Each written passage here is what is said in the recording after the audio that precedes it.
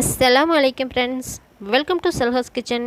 இன்றைக்கி நம்ம சேனலில் ரொம்பவே ஒரு சூப்பரான பிரேக்ஃபாஸ்ட் ரெசிபியை தான் பார்க்க போகிறோம். எப்போவுமே ஒரே மாதிரி சப்பாத்தியை செஞ்சு கொடுக்காம கொஞ்சம் டிஃப்ரெண்ட்டாக, கொஞ்சம் ஈஸியான மெத்தடில் நம்ம செய்யலாம். வாங்க ஃப்ரெண்ட்ஸ், அது எப்படி செய்யுது நம்ம வீடியோக்குள்ளே போய் பார்த்து தெரிஞ்சுக்கலாம். சப்பாத்திக்கு மாவு பண்ணிடுறதுக்கு உங்கள் எல்லாருக்குமே தெரியும். பாருங்கள், நான் தேவையான அளவு, எனக்கு ஒரு 8 சப்பாத்திக்கு தேவையான அளவுக்கு நான் மாவை போட்டிருக்கேன். தேவைக்கு கொஞ்சமாக சால்ட்டு,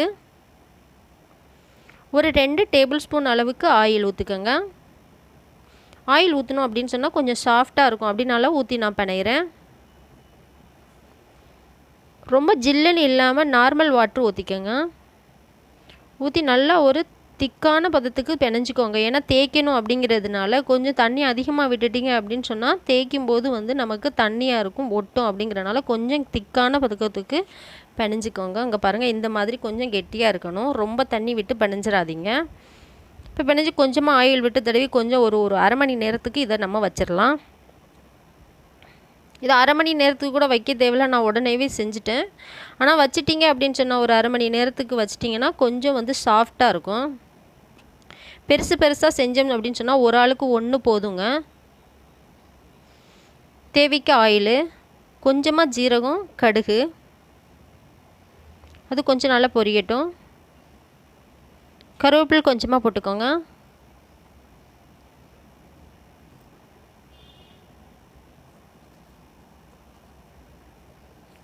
கொஞ்சமாக வறுத்து விடுங்க, அப்படியே வதக்கி விடுங்க.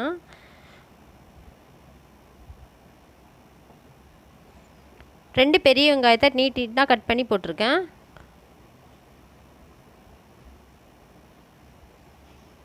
அதையும் கொஞ்சம் தனித்தனியாக வர்ற அளவுக்கு வதக்கி விட்டுக்கோங்க. ஒரு 4 தக்காளி பழத்தை கட் பண்ணி போட்டிருக்கேன். கொஞ்சமாக சால்ட்டு 1/4 டேபிள் ஸ்பூன் மஞ்சள் தூள், 1 டேபிள் ஸ்பூன் மிளகாய்த்தூள். இதை நல்லா மிக்ஸ் பண்ணி விடுங்க. நம்ம மாவை எப்போவுமே பிசைஞ்சு வச்சதுக்கப்புறமா தான் நம்ம இது நம்ம குக் பண்ணணும். ஒரு 3 நிமிஷம் அளவுக்கு மூடி வச்சுருந்தேன். மூடி வச்சுருந்தோன்னே பாருங்கள், நல்லா மசிஞ்சு வந்துடுச்சு. தக்காளி எல்லாமே நல்லா மசிஞ்சிருச்சு. இப்போ ஒரு கொஞ்சமாக தண்ணி விட்டுக்கோங்க. ரொம்ப அதிகமாக விட்டுறாதீங்க, கொஞ்சமாக ஒரு 25 ml தண்ணி விட்டுக்கோங்க. இந்த டைமில் ஒரு 2 முட்டையை நம்ம உடச்சி ஊற்றிக்கலாம்.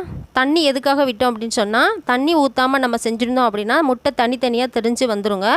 அப்படி வரக்கூடாது, கொஞ்சம் அப்படியே நல்லா கிரேவி மாதிரி இருக்கணும். அப்படிங்கிறதுனால தான் நம்ம அந்த தண்ணி விட்டோம். தண்ணி விடலைன்னு சொன்னால் நமக்கு முட்டை பொரிச்சு எடுக்கிற மாதிரி தனித்தனியாக வந்துடும், திப்பியாக தெரியும் நமக்கு. அப்படி இல்லாமல் இந்த மாதிரி இருக்கணுங்கிறதுக்காக நம்ம தண்ணி ஊற்றியாச்சு.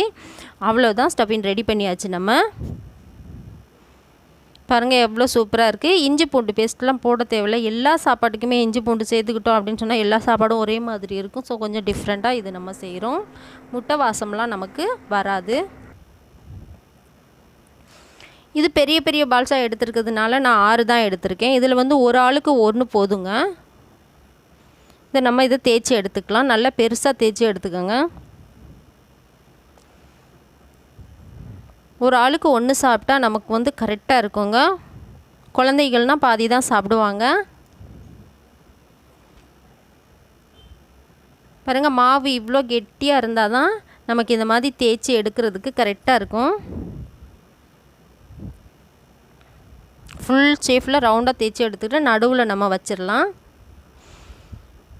தனித்தனியாக சப்பாத்திக்கு நம்ம செஞ்சு கொடுக்குறத விட காலை டைமில் நம்ம இந்த மாதிரி செஞ்சு கொடுத்தோம் அப்படின்னா ஆளுக்கு ஒரு பீஸை, எவ்வளோ தான் வேலை இருந்தாலும் ஒரு பீஸ் எடுத்து சாப்பிட்டுட்டு சீக்கிரமாக நம்ம வேலைகளை தொடங்குறதுக்கு ஈஸியாக இருக்குங்க.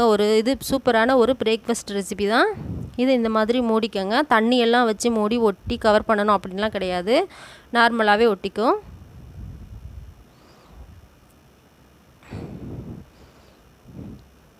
நாலு பக்கம் ஃபுல்லாகவே கவர் பண்ணி விட்டுறலாம்.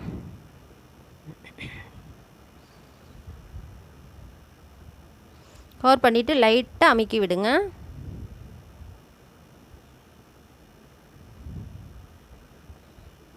அவ்வளோதான். இதை நல்லா சிம்மில் வச்சு குக் பண்ணுங்கள். கொஞ்சமாக ஆயில் அப்ளை பண்ணி விட்டுறலாம். இப்போ எல்லா இடத்துக்கும் ஆயிலை தடவி விட்டுருங்க.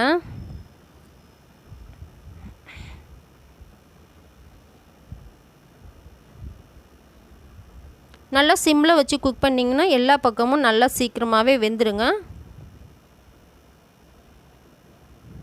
லைட்டாக வந்து ஆயில் வந்து மேலே தடவி விடுங்க. கொஞ்சம் இப்படி நகட்டி கொஞ்சம் தள்ளி தள்ளி விட்டு நீங்கள் அமுக்கி விட்டீங்க அப்படின்னு சொன்னால் உள்ளே வேகிறதுக்கு கொஞ்சம் ஈஸியாகவே இருக்கும். இப்போ இதை வந்து நம்ம திருப்பி போட்டுடலாம்.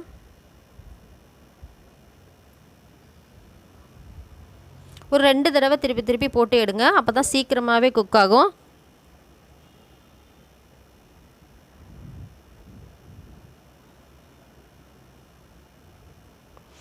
அவ்வளோதாங்க. ரொம்ப சூப்பரான ஒரு ஈஸியான பிரேக்ஃபாஸ்ட் ரெசிபி வந்து நம்ம ரெடி பண்ணிட்டோம். எப்போவும் ஒரே மாதிரி சப்பாத்தி தொட்டுக்க இது மாதிரி பண்ணாமல் கொஞ்சம் டிஃப்ரெண்ட்டாக இந்த மாதிரி பண்ணி கொடுங்க. உங்கள் வீட்டில் இருக்க எல்லாருக்குமே ரொம்பவே பிடிக்குங்க. ஓகே ஃப்ரெண்ட்ஸ், இந்த வீடியோ உங்கள் எல்லாருக்கும் பிடிச்சிருந்துச்சின்னா லைக் பண்ணுங்கள், ஷேர் பண்ணுங்கள். முக்கியமாக நம்ம சல்ஹாஸ் கிச்சன் சேனலை சப்ஸ்கிரைப் பண்ண மறந்துடாதீங்க friends. Thank you friends. Thank you for வாட்சிங். பாய்.